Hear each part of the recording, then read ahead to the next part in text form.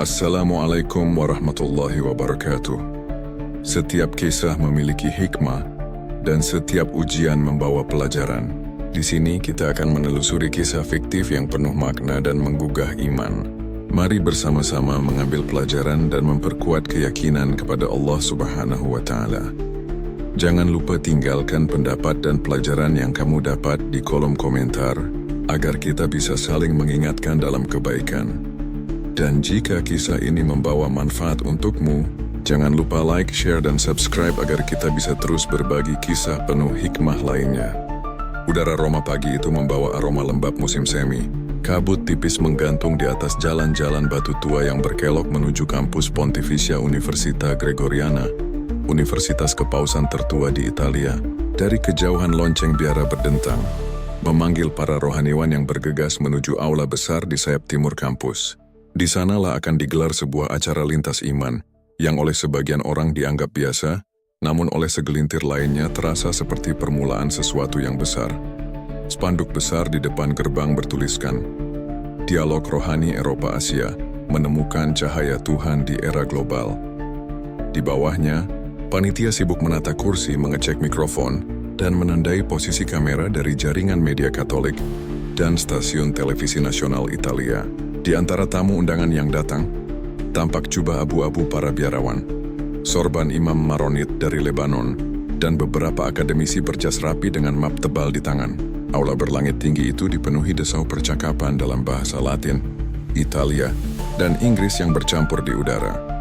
Di barisan kursi depan duduk seorang pemuda berwajah Asia Tenggara dengan sorban putih sederhana. Namanya Fatih Ar-Rahman, mahasiswa pertukaran asal Indonesia yang sedang menempuh studi di Fakultas Studi Islam Universitas Al-Azhar Kairo, namun dikirim ke Roma dalam program dialog antaragama. Umurnya baru 23 tahun, tapi reputasinya sebagai hafiz Quran dan qari muda yang bersuara lembut telah meluas di kalangan pelajar internasional. Ia dikenal dengan langgam bacaan yang unik, makam yang jarang digunakan, warisan turun-temurun dari kakeknya yang dulu guru tilawah di pesisir utara Jawa. Sejak tiba 2 hari sebelumnya, Fatih lebih banyak diam dan berdoa. Di kamar kecil penginapan biara tempatnya menginap, ia menghabiskan malam-malam dengan membaca Al-Quran dalam lirih yang hanya didengar dinding. Ia tahu bahwa tugasnya bukan sekadar tampil, tapi membawa citra Islam dalam suasana yang sangat formal dan sensitif. Di luar jendela kamarnya, menara-menara gereja berdiri di bawah langit jingga sore Roma. Sesekali ia melihat para biarawan berjalan sambil memegang tasbih rosario. Dalam hatinya Fatih merenung, mereka mencari Tuhan, aku pun begitu.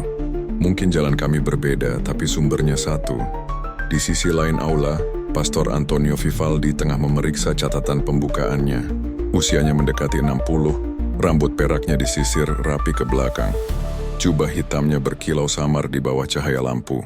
Ia pendeta senior yang terkenal tenang dan karismatik.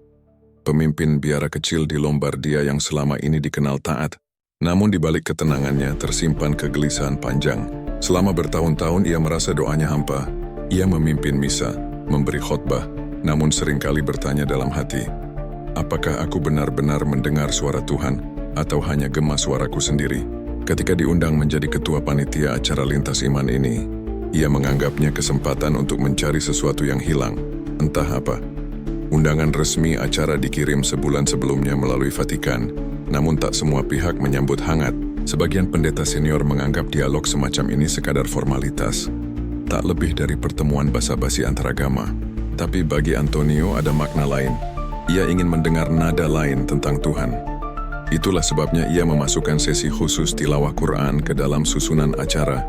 Ide yang sempat ditentang oleh panitia, namun akhirnya disetujui setelah ia menulis surat pribadi ke Rektor Gregoriana. Biarkan kita mendengar cara lain memanggil Tuhan, tulisnya. Pagi itu aula berkapasitas 200 orang dipenuhi wangi dupa dan kilau kaca patri. Dari balkon belakang matahari memantulkan warna merah dan emas pada lantai marmer. Para tamu mengambil tempat, percakapan perlahan mereda. Pastor Antonio berdiri di podium, mengetuk mikrofon, dan suara gemanya memantul di seluruh ruang. Saudara-saudara sekalian, katanya dalam bahasa Italia yang mengalun lembut, hari ini kita datang bukan untuk berdebat, tetapi untuk mendengarkan. Mungkin di antara kita ada yang menemukan kembali cahaya yang telah lama redup.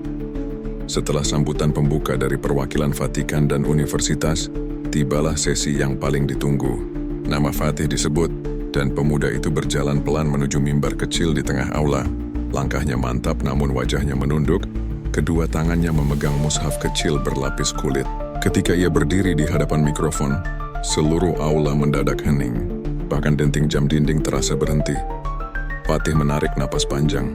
Dalam batinnya ia berdoa, "Ya Allah, jadikan suara ini penyampai rahmat-Mu." Lalu dengan suara rendah dan bening, ia memulai bacaan dari surah Maryam. Ayat tentang kekuasaan Allah yang menciptakan manusia dari tiada, dan tentang kelembutan rahmat-Nya kepada hamba yang berdoa. Nada pertama keluar seperti desir angin yang lembut, kemudian naik menjadi getaran panjang yang memenuhi langit-langit aula. Langgam yang ia pilih, makam kuno dari keluarga lamanya. Berbeda dari gaya Mesir atau Hijaz yang biasa terdengar di televisi, suaranya membawa nuansa timur yang dalam. Berpadu dengan resonansi batu marmer dan kaca patri, menimbulkan gema yang membuat pendengarnya seperti terseret ke ruang hening di dalam diri masing-masing. Beberapa pendeta menunduk, seorang biarawan tua meneteskan air mata. Di barisan tengah, Pastor Antonio merasakan sesuatu menembus dadanya. Perasaan yang belum pernah ia alami sejak ia pertama kali ditahbiskan menjadi imam. Bukan hanya karena keindahan suara itu, tetapi karena makna ayatnya yang seolah berbicara langsung kepadanya. Tentang manusia yang sombong, tentang rahmat yang datang kepada yang memohon ampun. Fatih menutup bacaannya dengan lirih Sadaqallahul Azim. Hening, tak ada yang bersuara selama beberapa detik. Hening yang aneh, panjang, menekan. Lalu seseorang bertepuk tangan disusul lainnya, hingga seluruh aula bergemuruh, namun bukan tepuk tangan meriah seperti konser, melainkan tepuk tangan pelan penuh takzim. Beberapa orang berdiri spontan. Di sudut ruangan, seorang suster menunduk dan berbisik, "Itu suara Tuhan."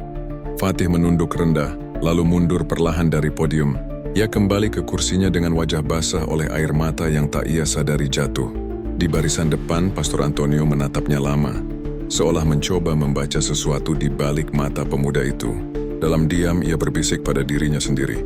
"Apakah ini yang kucari selama ini?" Acara dilanjutkan dengan pembicara berikutnya, tapi suasana sudah berubah. Banyak pendeta masih terdiam, sebagian menulis catatan terburu-buru, sebagian lainnya hanya menatap kosong ke arah mimbar yang kini kosong. Kamera televisi merekam setiap detail, getar suara, tatapan dan air mata yang jatuh. Menjelang sore, ketika acara berakhir, Pastor Antonio menyalami Fatih. "Terima kasih, anak muda," katanya dalam bahasa Inggris patah-patah. "Engkau tidak hanya membaca kitabmu, kau membuka sesuatu di dalam hati kami." Fatih tersenyum kecil. "Yang membuka adalah Allah, Pastor," jawabnya. "Saya hanya membaca." Di luar aula, udara Roma mulai dingin. Burung-burung camar melintas di atas sungai Tiber. Langit memerah di ufuk barat. Di tangga kampus, beberapa wartawan menunggu untuk mewawancarai peserta. Seorang reporter dari La Repubblica menulis cepat di buku catatannya. Keheningan yang memukau. Pendeta Katolik terhenti oleh suara Quran. Pagi di Roma dimulai dengan sunyi yang ganjil. Langit berawan tipis namun udara terasa berat, seolah membawa gema dari malam sebelumnya. Di biara-biara tua di seluruh Italia Utara, dari San Michele di Piemonte hingga kloster Santa Chiara di Toskana, telepon-telepon berdering. Para pendeta yang semalam hadir di acara Dialog Rohani Eropa Asia mulai saling menghubungi. Suara mereka bergetar di seberang sambungan. "Apakah engkau juga merasakannya? Saya tidak bisa tidur semalaman." Itu hanya suara indah, kan? Bukan sesuatu yang lain. Percakapan-percakapan itu berlangsung di balik dinding batu tebal dan jendela kaca patri yang dingin. Para imam yang biasanya tenang kini gelisah. Mereka berdoa tapi pikirannya melayang ke suara pemuda Indonesia yang melantunkan ayat dari surah Maryam. Suara yang entah mengapa masih menggema di kepala mereka. Beberapa mencatat dalam buku harian, beberapa lainnya menulis surat pribadi kepada rekan rohaniwan, mencari penjelasan yang bisa diterima akal, namun tak ada jawaban yang menenangkan. Pastor Antonio Vivaldi, sosok yang memimpin acara itu, bangun lebih pagi dari biasanya. Di ruang kantornya yang sunyi di kompleks Biara San Benedetto, ia menatap salib kayu di dinding dengan pandangan kosong. Di dadanya, ada sesuatu yang terus berdenyut, rasa damai bercampur ketakutan. Iapo yang selama puluhan tahun menjadi pengkhotbah terkemuka, tiba-tiba merasa seperti murid kecil yang baru pertama kali mendengar suara Tuhan. Pagi itu ia mengirim pesan kepada semua tamu yang hadir. Undangan untuk menghadiri diskusi lanjutan di ruang pertemuan kecil kampus Gregoriana. Yus ingin memahami, ingin memberi ruang bagi kegelisahan yang kini terasa seperti badai. Kita perlu berbicara, tulisnya singkat. Menjelang siang 20 lebih pendeta berkumpul. Fatih duduk di sudut. Wajahnya tampak tenang meski ia tahu seluruh perhatian mengarah padanya. Pastor Antonio membuka pertemuan dengan nada suara yang berbeda dari biasanya. Lembut, namun syarat pergulatan. Saya telah lama memimpin saudara-saudara dalam liturgi dan doktrin, ujarnya perlahan. Tetapi semalam, ada sesuatu dalam diri saya yang terbangun. Saya merasa kekosongan yang lama menghuni dada ini tiba-tiba terisi. Fatih katanya menatap pemuda itu. Saya hendak tahu, apakah ini hanya suara yang indah atau sebenarnya pesan hidup? Fatih menunduk. Saya hanyalah hamba Allah, Pastor, jawabnya dengan lembut. Saya membaca ayatnya sebagaimana adanya. Jika hati banyak yang bergetar itu karena Allah berkehendak, bukan karena suara saya. Ruangan hening, tak ada yang langsung menanggapi. Lalu seorang pastor tua dengan mata berkaca-kaca berkata lirih, selama bertahun-tahun saya melayani misa setiap hari, tapi saya merasa seperti mesin doa. Tadi malam saya menangis tanpa tahu kenapa. Seorang biarawan lain menimpali, saya merasa malu. Saya telah memimpin banyak upacara sakral, tapi baru kali ini saya merasakan sesuatu yang benar-benar hidup. Kata-kata itu seperti membuka bendungan. Satu demi satu, para pendeta mengakui perasaan yang serupa. Kehilangan makna dalam pelayanan, kekosongan rohani di balik jabatan, dan kebanggaan semu atas status mereka sebagai pemuka agama. Di hadapan pemuda muslim itu, keangkuhan teologis mereka runtuh perlahan, seolah-olah malam sebelumnya adalah cermin yang memantulkan betapa rapuhnya keimanan yang selama ini mereka banggakan. Sementara itu, di luar tembok kampus, berita mulai menyebar. Media lokal Roma menurunkan laporan lanjutan. Fenomena spiritual tak terduga di Universitas Kepausan. Salah satu stasiun radio di Lombardi menyiarkan wawancara dengan seorang pastor anonim yang hadir di acara tersebut. Saya datang sebagai pendeta. Ujarnya di udara dengan suara bergetar, tapi saya pulang dengan hati yang terbuka untuk berdialog. Reporter yang mewawancarai menambahkan bahwa sang pastor mengaku mulai membaca terjemahan Al-Quran. Pernyataan singkat itu menyulut percakapan di banyak biara. Di grup pesan internal para imam, beredar kabar bahwa di biara Santo Claudio di Roma, 12 pendeta mulai mencari literatur Islam dan bertanya tentang arti syahadat. Seorang mahasiswa teologi yang hadir dalam acara itu mengonfirmasi kepada Corriere della Sera. Saya melihat para pendeta yang biasanya skeptis menjadi begitu diam. Mereka seperti melihat pintu yang tiba-tiba terbuka. Meski belum ada tanggapan resmi dari Vatikan, beberapa teolog senior mulai mendiskusikan fenomena itu dalam rapat internal. Di sisi lain, video amatir yang direkam seorang peserta acara kini beredar luas di media sosial. Potongan video berdurasi 4 menit itu memperlihatkan Fatih berdiri di bawah cahaya lembut Aula Gregoriana, melantunkan ayat dengan suara bergetar, sementara kamera menyorot wajah-wajah pendeta yang terpaku dan berlinang air mata. Dalam 24 jam, video itu mencapai ratusan ribu tayangan di YouTube dan disebarkan luas oleh akun-akun spiritual lintas agama. Fatih sendiri menjadi bahan pemberitaan. Sejumlah media muslim Eropa menulis kisahnya dengan judul Seperti Pemuda Indonesia Menyentuh Hati Pendeta Roma atau Suara Quran Menggetarkan Italia. Dalam sebuah wawancara singkat dengan Organisasi Pemuda Muslim di Roma melalui Zoom, Fatih hanya berkata pelan, saya tidak ingin ini menjadi sensasi. Jika hati mereka terbuka, maka itu bukan karena saya. Itu karena Allah menunjukkan kasih-Nya. Namun di tengah kekaguman muncul juga keraguan. Beberapa akademisi Katolik menilai bahwa fenomena itu bisa dijelaskan secara psikologis. Efek suara, resonansi ruang, atau bahkan kondisi emosional kolektif yang terpengaruh suasana hening. Kita tidak boleh tergesa menyebutnya wahyu, tulis seorang profesor teologi di harian Avvenire. Bisa jadi ini hanya respons manusiawi terhadap keindahan. Tapi sebagian lainnya tak sepakat. Kalau hanya keindahan, mengapa sampai mengguncang jiwa para imam senior yang terbiasa dengan keindahan liturgi selama puluhan tahun?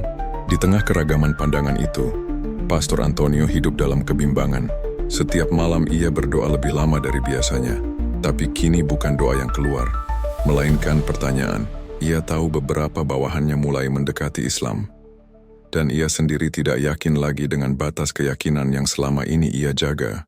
Dalam surat pribadinya kepada sahabat lama di Vatikan, ia menulis, "Aku takut, bukan karena kehilangan gerejaku, tapi karena mungkin, untuk pertama kalinya, aku sedang menemukan Tuhan."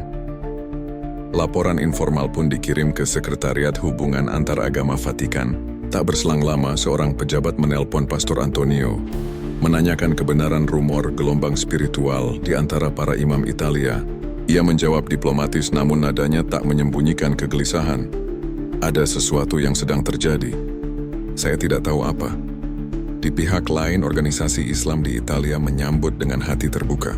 Beberapa komunitas mengajukan permintaan resmi untuk mengadakan pertemuan lanjutan dengan para pendeta yang tertarik mempelajari Islam. Ketua Asosiasi Pemuda Muslim Roma mengatakan kepada La Stampa, "Kami tidak mengejar konversi, kami ingin dialog hati yang sesungguhnya. Mungkin inilah saatnya kita berhenti berdebat dan mulai saling mendengarkan." Hari berganti malam, namun suasana rohani Italia seolah tak lagi sama. Di banyak biara salib-salib kayu diterangi lilin yang tak pernah padam, dan di bawah cahaya redup itu beberapa pendeta membaca lembaran Al-Quran, terjemahan Italia yang mereka temukan di perpustakaan universitas. Di udara masih terngiang gema suara Fatih yang tenang. Ayat tentang kekuasaan Allah yang menciptakan dari tiada, tentang kelemahan manusia, dan tentang rahmat yang datang kepada yang rendah hati. Laporan-laporan kecil mulai beredar di media. 30 pendeta siap berdialog dengan komunitas muslim. Judul-judul itu muncul di portal berita regional, disertai foto aula Gregoriana dan wajah Fatih yang tertangkap kamera dalam cahaya lembut. Di balik layar, Vatikan mulai memantau. Sementara dunia Islam menunggu perkembangan. 3 minggu telah berlalu sejak tilawah Fatih Ar-Rahman bergema di aula Universitas Gregoriana. Namun gaungnya belum juga sirna. Di jalan-jalan sempit Roma, di antara deretan bangunan batu yang berusia berabad-abad, orang-orang masih membicarakannya.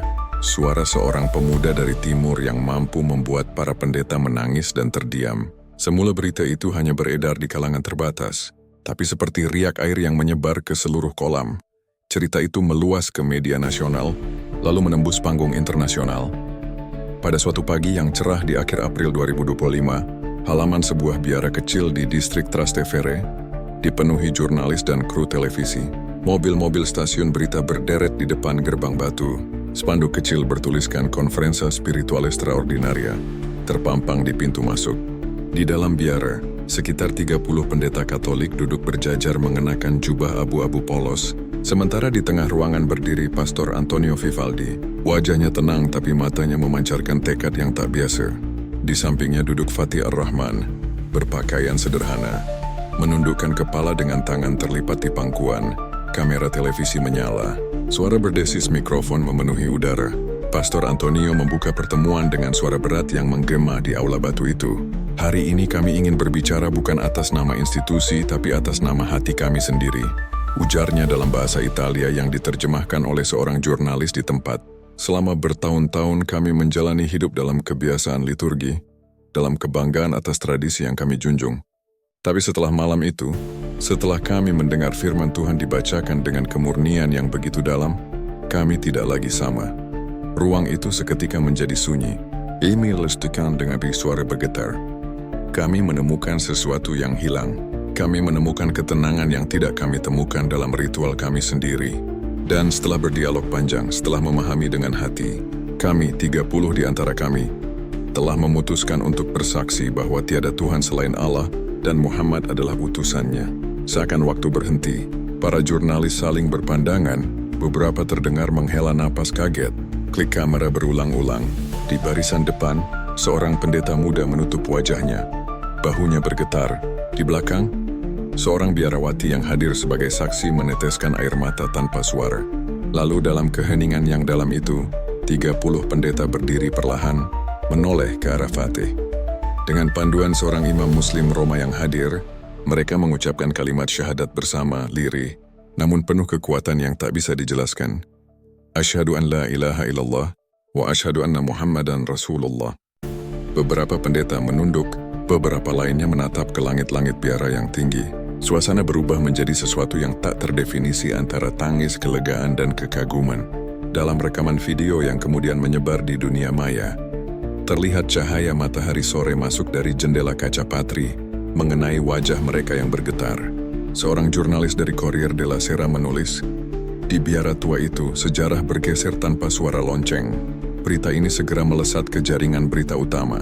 Rai News, La Repubblica, dan ANSA menurunkan laporan dengan nada tak percaya. 30 pendeta Katolik mengikrarkan syahadat di Roma, tulis salah satu judul berita. Beberapa jam kemudian portal berita internasional seperti Al Jazeera, BBC Religion, dan The Guardian Faith Desk mengutip laporan tersebut. Di media sosial, tagar "Enggak Roma Syahadat" mulai menjadi tren di Italia dan menyebar ke Turki, Indonesia, dan Timur Tengah. Dalam konferensi pers itu, Pastor Antonio menegaskan bahwa keputusan mereka bukan hasil emosi sesaat. "Kami tidak menjadikan sang qari sebagai pusat," katanya sambil melirik Fatih. "Kami melihat bagaimana Allah membuka mata hati kami yang lama tertutup. Ini bukan tentang meninggalkan iman lama dengan kebencian, tapi tentang menemukan kebenaran yang selama ini kami rindukan." Ia menambahkan bahwa proses mereka berlangsung melalui dialog intensif selama 2 minggu penuh, di mana mereka belajar tentang Islam, memahami konsep tauhid, dan berdiskusi terbuka tentang kenabian Isa dalam pandangan Islam. Reaksi dari Gereja Katolik datang cepat. Dalam waktu 24 jam, kantor pers Vatikan mengeluarkan pernyataan singkat yang menegaskan bahwa tidak ada hubungan resmi antara kegiatan dialog tersebut dan lembaga Vatikan. Namun, di balik pernyataan resmi yang datar itu, sumber dari media rohani L'Osservatore Romano menyebut bahwa Dewan Kardinal mengadakan rapat darurat tertutup membahas implikasi pastoral dan teologis dari peristiwa luar biasa tersebut. Seorang pejabat gereja yang menolak disebut namanya mengatakan, "Kami belum pernah menghadapi sesuatu seperti ini. Ada kekuatan emosional yang tidak bisa kami kendalikan."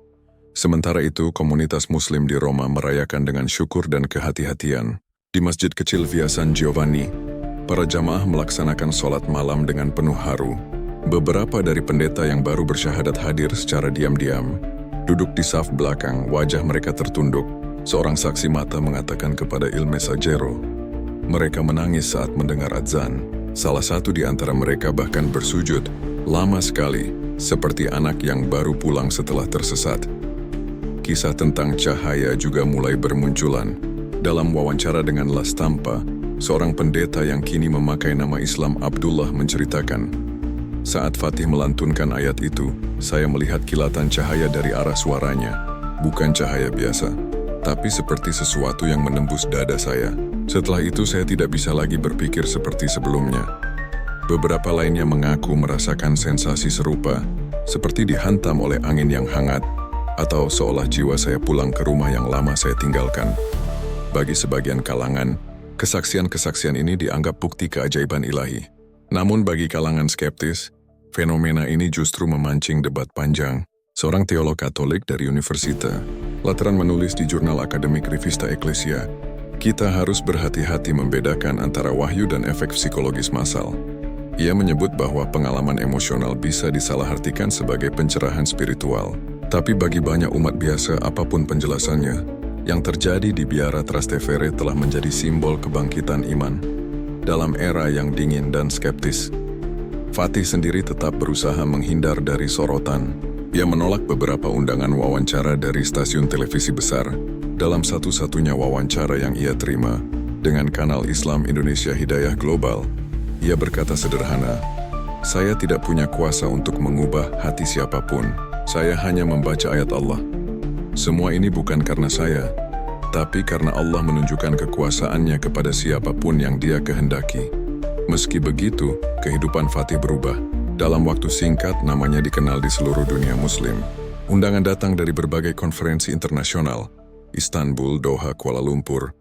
Ia bahkan menerima surat dari seorang cendekiawan Mesir yang menulis, "Kau telah menjadi saksi zaman bahwa Al-Quran hidup di hati manusia, bukan hanya di mushaf." Berita tentang 30 pendeta yang mengucapkan syahadat di Roma menyebar, bagaikan badai yang menembus batas negara. Dalam waktu kurang dari seminggu, redaksi media di London, Berlin, dan New York menerima laporan dari koresponden mereka di Italia. Fenomena biara Trastevere menjadi tajuk besar. Media Inggris seperti The Telegraph Religion menulis artikel berjudul "The Priests Who Found Peace in the Quran." Sementara di Jerman, Der Spiegel mengangkat laporan investigatif berjudul "Vom Kreuz zum Halbmond", dari salib ke bulan sabit. Di Amerika Serikat, The Atlantic Faith Review menyebutnya sebagai kejadian spiritual paling mengejutkan dalam sejarah modern Gereja Katolik Eropa. Meski sebagian laporan penuh spekulasi dan belum terverifikasi, headline yang muncul sudah cukup untuk mengguncang fondasi rohani Eropa. Para pengamat agama, kolumnis dan akademisi menyoroti peristiwa itu dari berbagai sudut pandang. Sebagian menganggapnya sebagai tanda zaman, sebagian lain sebagai bentuk krisis yang menuntut refleksi mendalam.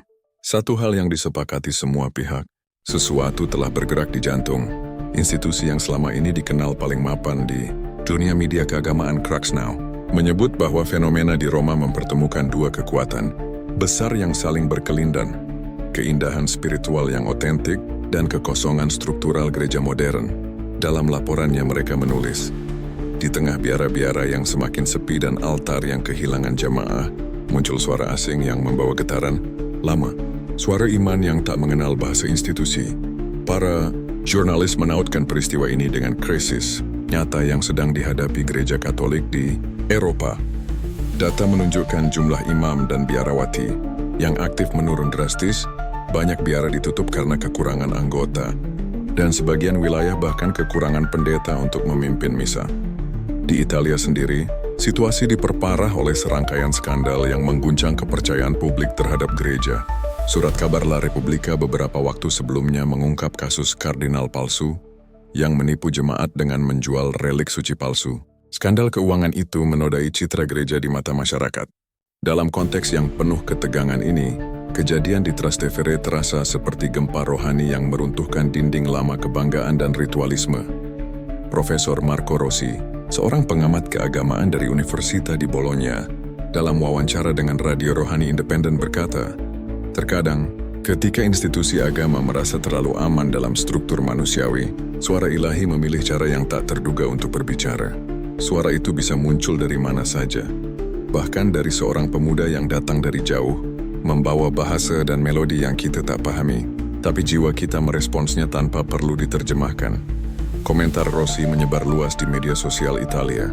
Banyak yang mengutipnya sebagai renungan atas balasan halus dari Tuhan terhadap kesombongan lembaga manusia.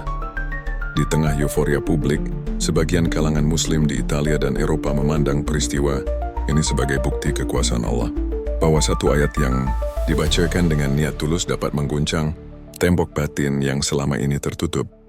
Namun di sisi lain, pihak Vatikan masih diam, tidak ada pernyataan resmi, tidak ada klarifikasi langsung. Hanya kabar dari sumber internal yang menyebut bahwa Sekretariat Negara Vatikan telah menggelar beberapa kali rapat krisis. Topik utama rapat tersebut bukan sekadar tentang konversi pendeta, tetapi tentang implikasi pastoral dan citra gereja di mata publik global. Seorang pejabat anonim yang diwawancarai oleh Reuters Religion Desk mengatakan, Vatikan khawatir fenomena ini dimanfaatkan untuk propaganda. Kami meninjau semua laporan dan berusaha memverifikasi keabsahannya. Sementara itu, Crux Now menurunkan laporan lanjutan yang menyoroti kebingungan media global. Banyak artikel internasional saling bertentangan.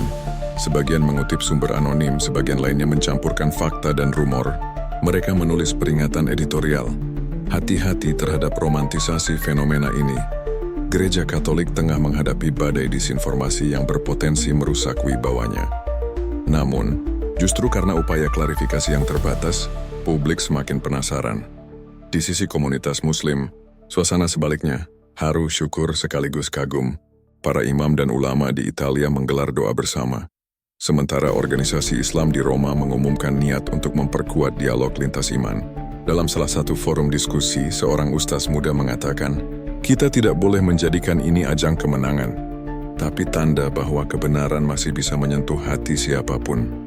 Bersamaan dengan itu, sejumlah akademisi Muslim dan Katolik di Roma memulai penelitian lintas disiplin. Mereka menganalisis audio tilawah Fatih Ar-Rahman, seorang etnomusikolog dari Università di Torino mencatat bahwa makam yang digunakan Fatih memiliki pola nada yang nyaris hilang di dunia Arab modern, berakar pada tradisi Melayu Qurani Nusantara. Nada-nadanya seperti memeluk, tulis sang peneliti dalam laporan awalnya. Ia tidak memerintah, tidak menghardik, tapi mengajak dengan kelembutan yang menembus bawah sadar. Sementara dunia akademik berdebat, Fatih sendiri mencoba menyingkir dari pusaran perhatian. Dalam wawancara dengan portal berita Asia, The Muslim Insight, ia menolak disebut sebagai penggerak kebangkitan apapun. "Saya bukan siapa-siapa," ujarnya pelan. "Saya hanya membaca ayat Allah dengan hati yang saya jaga, agar tetap bersih. Kekuatan itu datang dari kalimatnya, bukan dari suara saya." Namun kerendahan hatinya justru membuat media semakin tertarik. Artikel-artikel profil tentang dirinya mulai muncul di Qatar, Malaysia, dan Indonesia. Sebuah editorial di jurnal rohani Muslim Asia menulis tajuk bertema reflektif. Ketika manusia merasa cukup dengan agama institusi, Allah menunjukkan bahwa kekuasaannya tak terikat oleh label dan struktur. Suara kebenaran bisa muncul dari celah yang tak pernah kita sangka. Tema besar balasan atas kesombongan kembali bergema di berbagai ruang diskusi daring. Banyak netizen membandingkan kebekuan spiritual di Eropa dengan kejernihan hati seorang pemuda sederhana yang datang hanya untuk membaca ayat suci. Hari-hari berikutnya, rumor makin liar. Beberapa media Asia menurunkan laporan bahwa jumlah pendeta yang mengikuti dialog lanjutan kini lebih dari 50 orang. Sebuah video bocor di media sosial memperlihatkan sekelompok pria berjubah abu-abu duduk melingkar di sebuah aula, melafalkan kalimat syahadat dengan bimbingan seorang imam muda Roma. Video itu diunggah oleh akun anonim dan sempat dihapus beberapa jam kemudian, namun salinannya sudah tersebar di seluruh platform digital. Para jurnalis berebut verifikasi.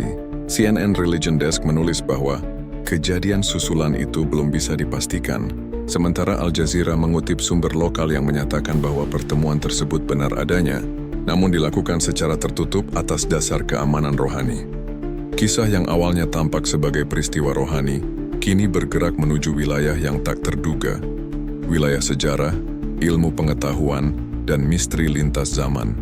Setelah video tilawah Fatih Ar-Rahman viral di seluruh dunia, beberapa akademisi Italia tertarik meneliti fenomena yang mereka sebut sebagai efek spiritual akustik. Di antara mereka adalah sekelompok peneliti dari Università Roma III yang dipimpin oleh Profesor Luca Bianchi, seorang ahli etnomusikologi terkenal dengan riset mendalam tentang musik sakral Eropa abad pertengahan. Bianchi, bersama timnya, mengunggah rekaman suara Fatih ke dalam server riset mereka. Mereka menggunakan perangkat lunak analisis spektrum frekuensi yang biasa dipakai untuk melacak kesamaan pola antara musik kuno dan kontemporer saat grafik pertama muncul di layar. Ruangan laboratorium yang sunyi itu seolah berhenti bernapas. Pola nada yang dihasilkan oleh tilawah Fatih, terutama pada makam yang ia gunakan, menunjukkan kesamaan luar biasa dengan himnus Pra-Gregorian yang berasal dari abad ke-12, tepatnya dari sebuah biara kuno di wilayah Marche, Italia Tengah, Abbadia di Fiestra. "Ini luar biasa," ujar Bianchi dalam rekaman wawancara tertutup yang kemudian bocor ke media. Frekuensi dasar dan harmoni yang digunakan pemuda itu identik dengan notasi himne liturgi, yang selama ini kami yakini hilang dari arsip sejarah. Hanya ada satu fragmen manuskripnya tersisa di perpustakaan biara Fiestra, dan kini kami mendengar bentuk hidupnya kembali dalam bahasa dan konteks yang sama sekali berbeda. Kabar temuan ini segera menyebar di kalangan akademisi Roma. Media riset budaya seperti Il Canto Sacro Journal menerbitkan laporan singkat berjudul Eco Perduto, The Forgotten Hymn Resurrected Through a Quranic Recitation. Dalam laporan itu, mereka menulis bahwa pola suara tilawah Fatih memiliki karakteristik gelombang akustik yang menghasilkan efek resonansi emosional tinggi, dan sebuah istilah dalam psikoakustik yang menjelaskan bagaimana kombinasi nada tertentu dapat membangkitkan perasaan spiritual atau kesadaran transcendental pada pendengar, bahkan tanpa memahami makna liriknya. Penjelasan ilmiah itu justru membuat fenomena semakin misterius. Bagaimana mungkin seorang hafiz muda dari Indonesia yang tidak pernah mempelajari musik barat kuno bisa melafalkan ayat Al-Quran dengan langgam yang identik dengan himne Katolik berusia 8 abad? Fatih sendiri tampak terkejut ketika mendengar kabar tersebut.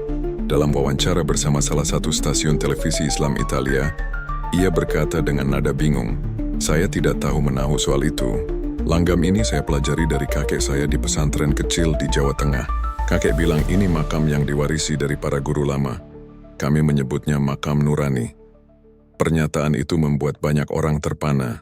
Para peneliti kini menduga bahwa makam kuno tersebut mungkin berasal dari akar tradisi Andalusia, periode ketika peradaban Islam dan Kristen Eropa saling Bertemu dalam satu wilayah budaya yang subur di semenanjung Iberia, suara Fatih, tanpa disadari menjadi jembatan lintas peradaban, menghidupkan kembali melodi yang dahulu pernah menggema di biara dan madrasah secara bersamaan. Namun temuan ini juga membawa kegelisahan baru.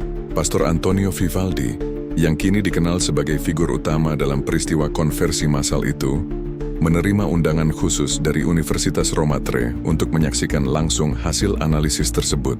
Dalam ruangan kecil dengan pencahayaan lembut, ia mendengar perbandingan antara dua rekaman, tilawah Fatih dan potongan himne pra-Gregorian. Ketika dua suara itu diputar bersamaan, resonansinya menyatu secara ajaib. Pastor Antonio menunduk lama lalu berbisik pelan, "Saya mengenali ini, bukan dari teori tapi dari hati. Seolah saya pernah mendengarnya di masa lalu, dalam doa masa kecil saya."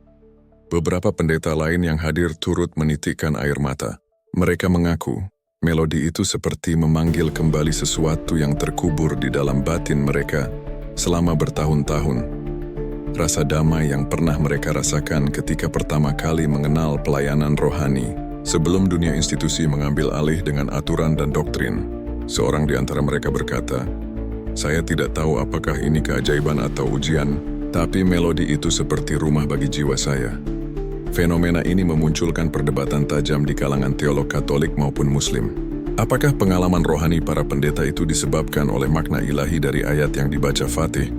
Ataukah oleh kekuatan melodi kuno yang menggetarkan bawah sadar mereka? Jika memang melodi itu berasal dari himne Katolik abad pertengahan, berarti konversi spiritual yang terjadi memiliki unsur psikologis dan historis yang rumit. Beberapa akademisi Katolik bahkan mulai menyebutnya sebagai resonansi nostalgia kolektif, pengalaman spiritual yang dipicu oleh gema masa lalu. Fatih sendiri mulai resah. Dalam sebuah percakapan pribadi dengan Pastor Antonio, ia bertanya dengan hati-hati, "Apakah Bapak yakin bahwa semua yang terjadi ini adalah karena ayat Allah yang menembus hati? Atau mungkin karena melodi yang tak sengaja memanggil kenangan lama?" Pastor Antonio tidak langsung menjawab. Ia memandang jauh ke arah jendela biara yang diterangi sinar senja, lalu berkata lirih, "Mungkin Tuhan menggunakan apa saja yang ia kehendaki. Melodi ayat bahkan seorang anak muda dari timur jauh. Yang penting bukan alatnya, tapi siapa yang menggerakkannya." Kata-kata itu menggantung di udara, menyisakan diam yang panjang. Namun di balik ketenangan wajahnya, Pastor Antonio tahu dilema itu nyata. Jika ia mengakui bahwa resonansi melodilah yang memicu pengalaman rohani massal, maka seluruh narasi konversi ilahi akan goyah. Namun jika ia menutupinya, berarti ia turut menjaga sebuah kisah yang mungkin tak sepenuhnya murni. Ia terjebak di antara kebenaran spiritual dan kebenaran akademis. Sementara itu, di dunia luar, media mulai mencium aroma misteri. BBC Religion Desk menurunkan laporan khusus bertajuk The Hidden Hymn Behind the Conversion, menampilkan grafik frekuensi yang menunjukkan kesamaan antara tilawah dan himne Fiastra. Publik Eropa terbelah. Sebagian melihatnya sebagai bukti keajaiban lintas iman. Sebagian lain menuduhnya sebagai kebetulan ilmiah yang dilebih-lebihkan. Ketika euforia global masih bergaung, dari Jakarta hingga Buenos Aires, dari Mekah hingga Roma, sebuah arus gelap mulai bergerak di balik layar. Jurnalis investigasi dari harian La Repubblica Nord dan Il Messaggero Lombardia mulai menelusuri sosok yang kini menjadi pusat perhatian, Pastor Antonio Vivaldi. Di permukaan, ia tampak sebagai pemimpin biara sederhana yang mengalami pengalaman spiritual luar biasa. Namun di balik catatan-catatan resmi biara, muncul fragmen lain, jejak lama dari seorang pendeta yang tak pernah benar-benar tunduk pada struktur gereja Katolik modern. Dalam dokumen internal yang bocor ke media, tercatat bahwa Pastor Antonio adalah pendiri kelompok diskusi rahasia bernama Riforma dello Spirito, Reformasi Rohani. Kelompok itu terdiri dari pendeta-pendeta senior yang kecewa terhadap arah gereja, yang mereka nilai terlalu birokratis, materialistis, dan kehilangan sentuhan rohani sejati. Di catatan salah satu pertemuan tertulis, "Ritual telah menghapus suara hati. Kita butuh guncangan agar manusia kembali mencari Tuhan." Salah satu mantan anggota kelompok itu, yang kini tinggal di Bergamo, memberikan kesaksian anonim kepada media. Antonio sudah lama mencari momentum besar. Ia bilang suatu hari suara dari timur akan memecah keheningan barat. Kami kira itu hanya metafora, tapi rupanya ia menunggu sesuatu yang nyata. Pernyataan itu segera mengundang perhatian luas. Laporan investigasi lain menyebutkan bahwa tanggal penyelenggaraan dialog rohani Eropa Asia yang menghadirkan Fatih bertepatan persis dengan jadwal rapat internal Vatikan mengenai krisis iman di Eropa. Dalam arsip komunikasi digital yang bocor, terdapat pesan singkat antara Antonio dan seorang rekannya di Biara Lombardia. Saat para uskup berkumpul membicarakan statistik, kita biarkan Tuhan berbicara dengan suara yang tak mereka pahami. Isyarat itu memunculkan dugaan baru, bahwa acara dialog antaragama yang tampak damai itu mungkin telah dirancang secara strategis sebagai aksi simbolik, bukan sekadar kegiatan akademik, melainkan demonstrasi spiritual yang disengaja untuk mengguncang pusat gereja Katolik. Semakin dalam penyelidikan dilakukan, semakin banyak detail mencurigakan muncul. Seorang jurnalis dari Il Post Milano menemukan bukti bahwa Pastor Antonio telah memesan rekaman tilawah Fatih jauh sebelum acara resmi digelar. Faktur digital menunjukkan adanya pengeluaran biara untuk penataan akustik ruang doa dan peralatan proyeksi suara hanya seminggu sebelum dialog dimulai. Bahkan ditemukan dokumen internal yang menyebutkan istilah sessione di luce suono in sessi, cahaya dan suara yang mirip dengan ritual meditatif yang biasa digunakan dalam eksperimen resiko akustik. Dan salah satu peserta acara, seorang pendeta dari Parma, akhirnya angkat bicara kepada media. Malam sebelum konversi massal, kami dikumpulkan di ruang biara. Lampu-lampu redup, hanya lilin yang menyala. Suara tilawah Fatih diputar berulang-ulang. Kami diminta untuk tidak berbicara, hanya mendengarkan. Antonio menyebutnya sebagai latihan mendengar suara Tuhan dalam diam. Saya tidak tahu apakah itu spiritual atau sugesti. Berita itu menyebar seperti api. Stasiun televisi Eropa mulai menurunkan laporan berjudul Hypnosis of Faith dan konversi atau manipulasi emosional. Para pengamat agama terpecah. Sebagian menilai ini hanyalah bentuk pencarian rohani yang sah. Sebagian lagi menganggapnya sebagai eksperimen spiritual berbahaya yang menabrak batas etika. Fatih Ar-Rahman, yang selama ini menjadi wajah tenang dalam badai besar itu, tiba-tiba merasa terpojok. Ia menerima pesan pribadi dari jurnalis investigasi yang menanyakan, apakah ia tahu tentang skenario yang disiapkan sebelumnya. Dalam hati, Fatih terguncang. Ia ingat malam pertama di biara itu, bagaimana Antonio memintanya merekam satu versi tilawah lebih panjang dengan gema lembut. Ia pikir itu untuk keperluan dokumentasi. Kini ia mulai menyadari bahwa rekaman itu digunakan berulang kali dalam sesi meditatif sebelum deklarasi syahadat para pendeta. Dalam pertemuan tertutup di Roma, Fatih duduk berhadapan dengan Pastor Antonio. Di antara mereka hanya ada cahaya lampu kecil dan aroma dupa yang menggantung di udara. Dengan suara pelan namun tegas, Fatih bertanya, apakah saya hanya alat, Pastor? Apakah semua ini memang sudah direncanakan? Pastor Antonio menghela napas panjang, matanya tampak lelah. Fatih, aku tidak merencanakan iman manusia. Aku hanya membuka pintu bagi mereka yang ingin mendengar. Jika mereka menemukan sesuatu, itu urusan Tuhan. Tapi kau menyiapkan suasananya, ujar Fatih pelan. Kau tahu betapa kuat efek suara itu. Antonio menatapnya lama, lalu berkata, kadang manusia perlu dibantu untuk mendengar. Jika itu dosa, maka biarlah aku yang menanggungnya. Ucapan itu tak menjelaskan apapun, tapi justru menambah misteri. Fatih keluar dari ruangan dengan dada bergetar, merasakan percampuran antara simpati dan ketakutan. Ia mulai bertanya pada dirinya sendiri, apakah keajaiban yang ia saksikan benar-benar murni, atau sekadar ilusi spiritual yang terlahir dari rekayasa suasana? Sementara itu dunia luar semakin panas. Di Vatikan, Sekretariat Negara mengonfirmasi bahwa penyelidikan pastoral dan psikologis sedang dilakukan untuk menelusuri apa yang disebut fenomena konversi kolektif. Media Crux Now menurunkan laporan bahwa sejumlah pejabat gereja menilai peristiwa itu tidak sah secara kanonik, sebab pengakuan iman dilakukan di luar yurisdiksi gereja Katolik dan di bawah pengaruh ritual eksternal yang belum diuji. Di sisi lain, komunitas Muslim Italia merasa tersudut oleh tuduhan manipulasi spiritual. Mereka membentuk tim independen untuk menelusuri kembali seluruh kronologi peristiwa. Kapan tilawah direkam? Bagaimana suasana biara saat itu? Siapa yang mengatur pencahayaan? Dan apakah benar Fatih mengetahui seluruh persiapan tersebut? Ketegangan memuncak ketika sebuah email rahasia yang dikirim dari komputer biara bocor ke media internasional. Dalam email itu, seseorang yang menggunakan inisial AV menulis, "The institution must be shaken from its sleep." If they will not listen to reason, they will listen to resonance. Institusi itu harus diguncang dari tidurnya. Jika mereka tak mau mendengar alasan, mereka akan mendengar resonansi. Kata resonansi itu langsung menjadi tajuk utama di berbagai media. Sebagian menyebut Pastor Antonio sebagai visioner pemberani, sebagian lain menyebutnya manipulator iman. Diskusi televisi, debat teologis, hingga konferensi pers internasional digelar. Fatih sendiri mulai menarik diri dari publik. Ia menolak semua undangan wawancara. Dalam catatan harian yang dikutip oleh jurnalis Muslim Italia, ia menulis, "Aku datang membawa damai, tapi kini aku melihat manusia berebut menafsirkan suara. Suara itu milik Allah, bukan milik siapapun." Menjelang musim panas tahun 2025, udara di Roma mulai hangat, namun ketegangan spiritual belum juga mereda. Setelah badai pemberitaan dan penyelidikan, arah cerita bergeser dari ruang publik menuju ruang teologis, dari panggung media menuju meja perdebatan iman. Puluhan pendeta yang sebelumnya mengucapkan syahadat kini mulai berkumpul dalam forum-forum kecil di Roma, Milan, dan Bologna. Pertemuan itu berlangsung tertutup, sederhana, jauh dari sorotan kamera. Mereka tidak lagi membicarakan fenomena atau keajaiban, melainkan pergulatan pribadi. Apakah aku benar-benar Muslim sekarang? Atau apakah Tuhan menginginkan ini dariku?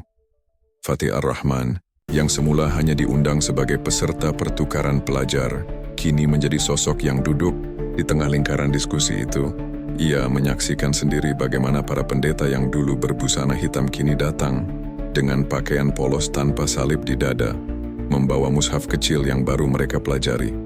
Ada yang tampak yakin, namun banyak pula yang masih ragu. Salah seorang pendeta dari Toskana berbisik kepadanya, "Aku membaca Al-Fatihah setiap pagi, tapi setiap kali mendengar lonceng gereja berbunyi, hatiku masih ikut berdetak." Fatih hanya tersenyum lirih. "Hati manusia butuh waktu," katanya. Beberapa di antara mereka tetap menjalankan ritus Katolik ringan, seperti doa malam dan nyanyian pujian Latin, tetapi kini diselipkan ayat-ayat Quran di antaranya. Sebagian menganggap itu bentuk transisi batin. Namun di mata teolog Katolik konservatif, situasi ini tampak sebagai bentuk kebingungan spiritual yang serius. Seorang profesor teologi dari Universitas Münster menulis dalam jurnal Katolika Eropa, konversi yang didorong oleh emosi atau resonansi suara harus diuji oleh dogma dan rasio. Jika tidak, itu hanya ilusi mistik. Sementara itu, Gereja Katolik Global mulai menaruh perhatian serius. Vatikan, melalui juru bicaranya, menyatakan bahwa beberapa individu yang diklaim telah berpindah agama sebenarnya masih dalam tahap refleksi pribadi. Belum secara kanonik dianggap meninggalkan imamat. Pernyataan ini dimuat di media besar seperti Corriere della Sera dan Le Figaro Religion. Namun efeknya justru berbalik. Masyarakat menilai gereja sedang mencoba menutup retakan yang mulai tampak di dalam temboknya sendiri. Fatih merasakan tekanan dari dua arah. Komunitas Muslim di Roma mendesaknya untuk terus memfasilitasi para pendeta itu agar mereka mendapat bimbingan Islam yang benar. Tetapi sebagian pemimpin Muslim senior berpendapat lain. Fenomena ini sebaiknya dibiarkan alami, jangan diformalkan. Sebagai gelombang konversi besar yang dapat menimbulkan ketegangan politik. Dalam sebuah rapat komunitas di Masjid Besar Piazza Vittorio, seorang ulama berkata tegas, "Jangan jadikan ini proyek, biarkan Allah yang memimpin mereka." Namun Fatih merasa bertanggung jawab. Ia melihat wajah-wajah yang kebingungan, para mantan pendeta yang kini memegang mushaf dengan gemetar, yang bertanya bagaimana cara wudhu, bagaimana memahami makna la ilaha illallah dengan benar. Akhirnya ia menulis modul singkat berjudul Langkah Pertama Mengenal Islam untuk Para Pencari Cahaya. Modul itu berisi dasar-dasar rukun iman, tata cara salat, dan refleksi spiritual tentang tauhid. Ia membagikan salinan pertama di ruang diskusi kecil malam hari di sebuah apartemen sewaan di Trastevere.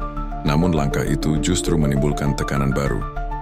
Beberapa tokoh Muslim menilai Fatih terlalu menggurui dan berisiko dianggap mengorganisasi gerakan mualaf Katolik secara sistematis, sesuatu yang sensitif di tengah Eropa modern. Salah. Satu pesan anonim yang dikirimkan kepadanya berbunyi singkat, "Berhati-hatilah, banyak mata yang memperhatikan." Sementara itu, di Markas Vatikan, para pejabat gereja menggelar rapat darurat lanjutan. Dokumen internal yang kemudian bocor ke media menyebutkan bahwa gereja sedang mempertimbangkan penyusunan pedoman pastoral untuk menghadapi fenomena konversi massal lintas agama di Eropa. Di salah satu paragraf tertulis, fenomena ini terlepas dari keasliannya, telah menantang konsep iman yang stabil di kalangan klerus. Kita harus menyiapkan panduan bagi imam-imam yang terguncang secara spiritual agar tidak terseret dalam arus eksternal. Pernyataan itu memicu respons cepat dari komunitas Muslim Italia. Mereka mengirim surat terbuka ke Kementerian Dalam Negeri, meminta agar pemerintah memberikan pengakuan administratif terhadap mereka yang telah menyatakan diri sebagai Muslim, termasuk hak untuk menjalankan ibadah tanpa tekanan institusional. Beberapa pengacara Muslim di Milan mulai menyiapkan dokumen hukum, sementara media global menyoroti hal ini sebagai konfrontasi antara keyakinan dan kekuasaan. Dalam suasana itu, Fatih diundang untuk menjadi pembicara utama pada seminar bertajuk Suara Quran dan Hati yang Terbuka, yang diadakan oleh Asosiasi Dialog Antaragama Italia. Aula acara itu penuh, para imam Katolik, mahasiswa teologi, dan aktivis Muslim duduk berdampingan. Fatih duduk di tengah dengan wajah tenang, namun matanya memantulkan beban batin yang berat. Ia membuka sesi dengan tilawah yang sama, ayat dari Surah Maryam, dengan suara lembut yang menggema ke seluruh ruangan. Setelah suara terakhirnya berhenti, hadirin terdiam. Seorang pendeta tua berdiri dan bertanya dengan suara serak, "Apakah Islam satu-satunya jalan bagi kami yang kehilangan makna dalam gereja?" Fatih menatapnya dalam-dalam, lalu menjawab perlahan, "Saya tidak berhak menentukan jalan siapapun. Iman bukan milik manusia, tapi milik Allah. Jika Anda menemukan kedamaian dalam Islam, maka itu adalah rahmat-Nya. Jika Anda masih mencari, teruslah mencari, karena Allah tidak menutup pintu bagi siapapun." Hening panjang menyelimuti ruangan. Tak ada tepuk tangan, hanya udara yang berat dan mata-mata yang berembun. Setelah seminar, banyak dari para pendeta itu mendatangi Fatih secara pribadi. Mereka bercerita bahwa hidup mereka mulai berubah. Beberapa membantu komunitas Muslim migran di pinggiran Roma. Ada yang bergabung dalam kegiatan sosial lintas agama.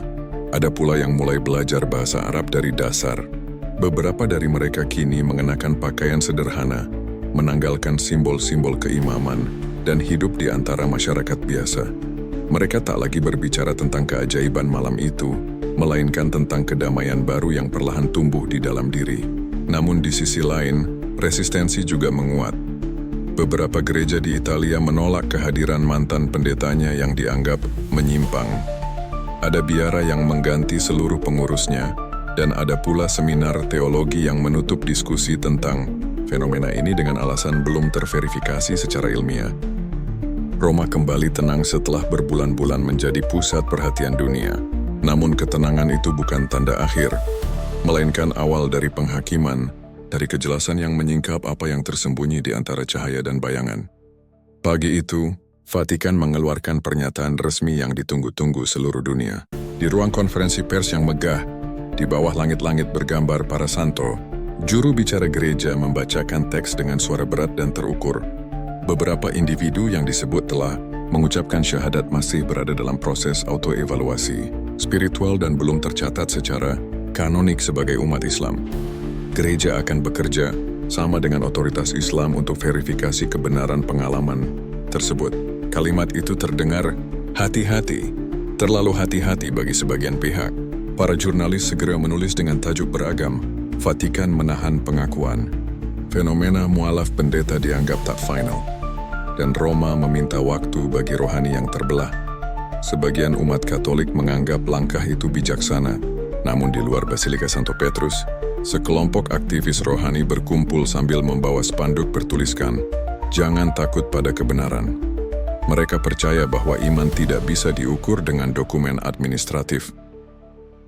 Beberapa jam kemudian, di sisi lain kota, Islamic Cultural Center of Italy menggelar konferensi pers tandingan. Ruangan itu sederhana, namun penuh dengan wajah-wajah yang tenang. Seorang juru bicara muda membacakan laporan resmi. Dari 38 pendeta yang hadir dalam dialog di Abadia di Fiastra, 28 telah mengajukan permohonan formal untuk dicatat sebagai mualaf. Mereka kini sedang menjalani proses pembinaan dan belajar dasar-dasar Islam. Dokumen administratif ditampilkan di layar proyektor, menunjukkan nama-nama, tanggal, dan tanda tangan digital. Tidak semua media Italia mau menayangkan, tetapi portal-portal Muslim internasional langsung memuat berita itu dengan tajuk besar, "Kekuatan Allah menembus batas agama." Di tengah hiruk-pikuk itu, Fatih Ar-Rahman kembali ke Roma.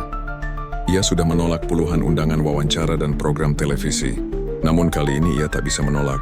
Ia diminta hadir di Brussel untuk menerima penghargaan Pemuda Perdamaian Eropa 2025 atas kontribusinya dalam membangun jembatan lintas iman. Di panggung megah itu, ia berdiri dengan pakaian sederhana, bukan jas formal, bukan jubah kehormatan. Ketika mikrofon disodorkan kepadanya, ia menatap ribuan hadirin dan berkata lirih namun tegas, "Penghargaan ini bukan untuk saya. Ini untuk hamba Allah yang memilih melantunkan kalamnya. Jangan jadikan suara saya ikon. Jadikanlah ayat itu pusatnya. Sebab bukan manusia yang menggetarkan hati, tetapi Dia yang mencipta suara." Hening panjang menyelimuti aula itu sebelum tepuk tangan bergema, bukan sebagai sorakan, melainkan sebagai bentuk penghormatan sunyi. Namun tidak semua berakhir damai. Beberapa dari para pendeta yang kini memeluk Islam menghadapi konsekuensi berat. Ada yang dicabut jabatannya dari biara, ada yang kehilangan tunjangan institusional, dan bahkan ada yang dikucilkan oleh komunitas Katolik di kampung halamannya. Tapi mereka menerimanya dengan tenang. Salah seorang dari mereka, mantan pastor Giacomo, berkata dalam sebuah wawancara kecil, "Mungkin inilah harga dari kejujuran hati. Saya kehilangan posisi tapi saya menemukan kedamaian. Saya tidak pindah agama karena kebencian, tetapi karena cinta kepada kebenaran yang saya dengar melalui suara itu." Di sisi lain, fenomena ini melahirkan gelombang pemikiran baru. Buku-buku mulai diterbitkan, melodi yang hilang dan kembali, arkeologi suara ilahi, dan agama di luar batas institusi. Diskusi rohani muncul di berbagai universitas Eropa, bukan tentang doktrin semata, melainkan tentang misteri suara dan iman. Para peneliti menulis dalam makalah akademis, meskipun ada unsur sugesti dan kondisi psikologis, pengalaman spiritual tetap memiliki validitas eksistensial. Suara yang benar, bahkan dari tradisi yang tak kita kenali, bisa menjadi instrumen Tuhan. Malam terakhir di Roma, Fatih berdiri di depan biara tua Abadia di Fiastra, tempat semuanya bermula. Udara dingin, langit cerah tanpa bintang. Ia melantunkan satu ayat pendek hampir berbisik, "Fa inna ma'al usri yusra, inna ma'al usri yusra." Sesungguhnya bersama kesulitan ada kemudahan. Sungguh, bersama kesulitan ada kemudahan. Suara itu memantul lembut di dinding batu biara yang pernah menyimpan himne-himne kuno.